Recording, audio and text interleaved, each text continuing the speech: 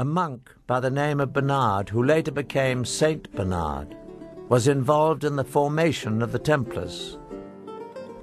Saint Bernard was involved in deciphering ancient Hebrew text.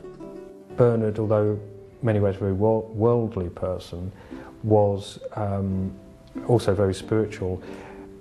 In ways that are quite odd for his time, he was very much into the feminine side of religion, very much into the Black Madonna cults of particularly of the south of France, which are very kind of mysterious, almost pagan.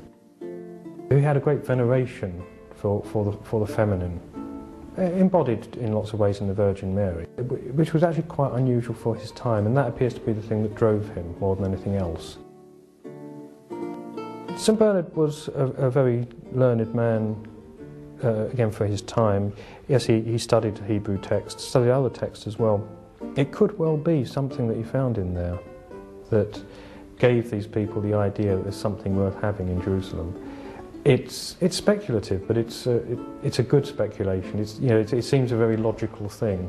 You have people studying these old documents who suddenly want to get their people to some of these old places mentioned in these documents. They're looking for something. Personally, I honestly don't know what it was they found, except that people considered it important. Nobody knows for sure. Whatever it was, nobody knows where it went. And it's a real mystery. But there's no shortage of theories, any of which could be correct. Documents, Ark of the Covenant, Holy Grail, whatever that is, but they certainly had their secret. A very old text records the find. We repaired to the secret vault and let down one of the companions as before.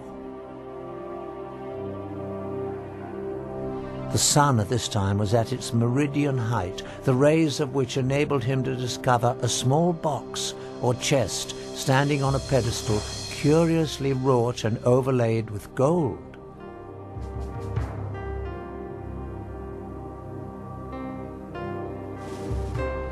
He gave the signal of ascending, and it was immediately drawn out.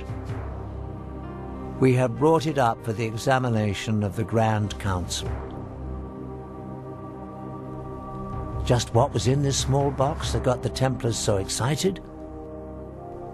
Clearly, a group of Christian knights, bound by the vow of poverty, were not interested in anything of material value.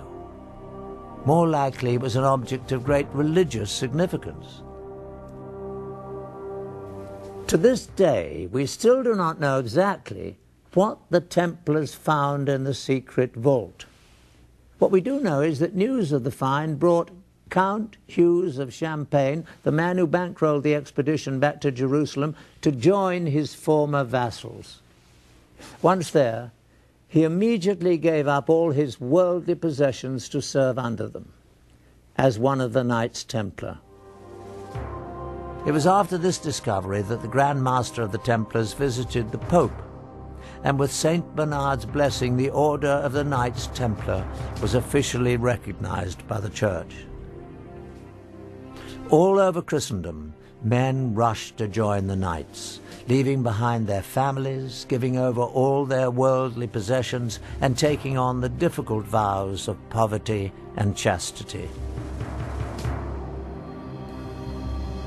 The vow of poverty actually is why they became wealthy, because anybody that joined the order, anyone that became a Templar Knight, had to give all their possessions to the order. And it became quite a prestigious thing for noble families to have some of their sons go into the Templar order, and of course any money and property they had would go into the coffers. Also, when the Pope endorsed the order, gave it his blessing, and said this is a good thing, anyone that wanted to impress the Pope donated land and money to this new order, and actually on a colossal scale. None of the individual knights were allowed to own anything. So that all this material, that land, castles, livestock, and just pure money, that was just given to them as a gift, went towards the order. Their reputation was as the most feared, efficient fighting force on the Christian side. They were kind of the special forces of their time. Also because they were this mixture of monk and a soldier. The Knights Templar had quite a career after the Crusades. They basically took over Europe financially, dominating all of the major industries, especially that of moneylending. They invented the modern checking system, and within a few years had all of Europe's kings indebted to them. They were far too big for their boots in many respects, certainly as far as the Pope and many kings were concerned. They were unbelievably rich. It seemed there was no stopping them, basically. Most historians believe that they got their comeuppance because of their wealth. Essentially, the French king who started the suppression of the Templars, Philip the Fair, essentially that he was jealous of their great wealth. And it is generally thought that he used accusations of blasphemy and sacrilege against them, but really he wanted their money.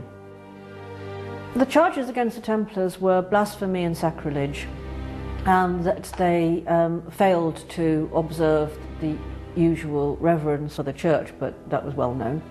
There were sexual elements in the charges, but then there always are, when you think about it, in charges against heretical groups. They were accused of sodomy, of homosexual acts. They were accused of spitting and trampling upon the cross, of worshipping not just a bearded severed head, but in some extraordinary cases they were accused of worshipping the severed head of a cat. The Catholic Church got the confessions that it needed to suppress the Templars. On Friday the 13th, 1307, the Pope officially disbanded the Order of Knights. Their Grand Master was burned at the stake. By the middle of the 1300s, the Knights of Templar seemed to have completely disappeared and their treasury confiscated. But could the richest and most powerful brotherhood on earth and all their wealth be rounded up and seized almost overnight? No. The highly trained and organized Templars only went quickly underground, taking most of their wealth with them. They evolved into an enormously powerful and well-financed secret society. Indeed, as history unfolded, the facts show that Templars never went anywhere except out of the public view. But with one added dimension: an extreme hatred for the Catholic Church. At the same time, the Priory of Zion assumed that they would meet a similar fate from the Church. They too seemed to disappear, but again, only from the public eye. Over more than 400 years, from the 14th through the late 18th centuries, the Masons, Assassins, the Priory of Zion, and the Templars existed as relatively isolated secret societies with a limited reach, until on May the 1st, 1776, in Bavaria, the human race saw what might be its darkest day.